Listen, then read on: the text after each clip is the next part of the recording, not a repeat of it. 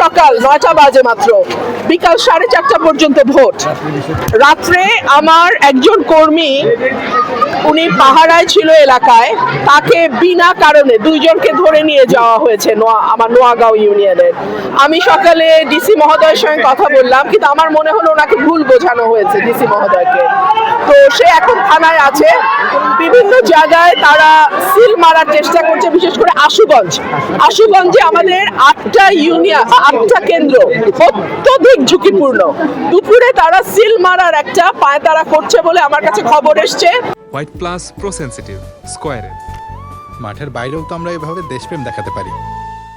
আমি সেনাবাহিনী, পুলিশ, সবাইকে, ডিসি, সবার কাছে আমি এই কেন্দ্রগুলোর নাম পাঠিয়ে দিয়েছি।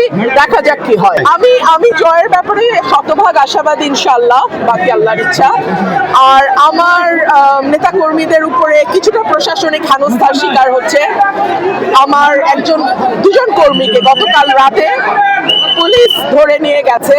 তারা রাস্তার উপরে বসা ছিল, বিকজ ওই রাতে সিল মারার একটা পরিকল্পনা ছিল খেজুর গাছে, সো তারা পাহারায় ছিল, বাট কোনো অ্যালিগেশন ছাড়াই তাদেরকে ধরা হয়েছে।